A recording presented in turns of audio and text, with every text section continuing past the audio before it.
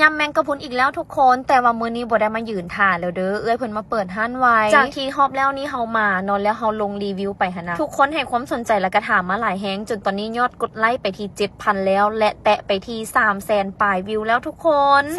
ส่มีผู้ใดตามไปจากรีวิวของเฮาแน่มารายงานตัวกันด่วนๆเลยไปกินแล้วเป็นจังได๋แซ่บถูกใจคือกันบ่สำหรับราคาที่หลายๆคนถามมาเนาะเราขายเริ่มต้นกล่องละ 50,000 กีบแต่ว่าบ่สามารถปนกันได้เด้อแต่ถ้าหากว่าเลือกเป็นกล่องใหญ่แบบที่กุ้งนางซื้ออยู่ตอนนี้เนาะก็คือกล่องละ 100,000 กีบมันสามารถเลือกปนกันได้เลยแล้วมื้อนี้ไปเพิ่นมีเมนูใหม่มานำเสนออีกนำไว้นี่จะมีขายอยู่ห้านเพิ่นเด้อแมงกะพรุนน้ำเพิง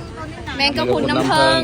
เพิ่มเมนูมาอีกคนก็น่าจะหลายเพิ่มอีกเนาะนี่ก็คือวิดีโอเมื่อวานนี้ตั้งใจว่าสิไปกินแต่ว่าแถวยาวแฮงคนหลายแฮงก็เลยบ่ได้กินซ้ำเมื่อวานนี้นะนี่ก็เลยมาใหม่แต่ว่าเฮาได้โทรสั่งเพิ่นไว้เนาะเพิ่นก็เลยเก็บไว้ให้ก่อนกับพิกัดห้านที่หลายๆคนถามหาเนาะห้านเพิ่นแม่นตั้งอยู่สีหอมย่างเข้าไปจะเจอเลยเนาะตะกี้ห้านเพิ่นจะขายสลายพวงองุ่นดอกแล้วก็จะมีเคปทุเรียนและล่าสุดหั่นนะคือไปมื้อนี้นะลูกค้าหลายจนว่าได้ตักใส่กล่องเองคือกุ้งนางหันมักกินสลายพวงองุ่นอยู่แล้วเนาะก็มักมาซื้อห้านเพิ่นเป็นประจำและแฮงเรามาขายย้ำแบบนี้นะแฮงได้มาดุมาเรื่อยแล้วตัวเองหั่นนะเป็นคนที่ว่ามักกินอยู่แล้วเนาะเวลาเจออีหยังแซ่บๆสิหั่นนะก็อยากแชร์อยากบอกต่อให้คนที่ว่ามักกินคือกันได้มาลองซิมเบิงถ้าไปช่วงนี้ก็คือสิได้กินไวแน่เนาะเพราะว่าเพิ่นมาเปิดห้านไวลูกค้าเพิ่นหลายแล้วมื้อนี้นะทำอิดก็ว่าสิซื้อ1กล่องได้แต่ว่าซิมไปซิมมานะกล่องนึงก็สิหมดเอาอยู่ห้านก็เลยว่าสั่งเพิ่มอีก1กล่องไปกินอยู่บ้านและอันนี้มันป้ายห้านเพิ่นเด้อเพิ่นหาก็ขึ้นป้ายใหม่เลยเบอร์ก็ตามนี้เลยเด้อทุกคนแล้วก็ขึ้นรถมากินต่อแบบแซ่บซ้อยเลยผู้ใดที่ว่ามักคลิปกินคลิปรีวิวอีหยังแบบนี้เนาะฝากกดติดตามเฮาในเด้อเดี๋ยวเฮาสิไปซอกไปสรรหาห้านแ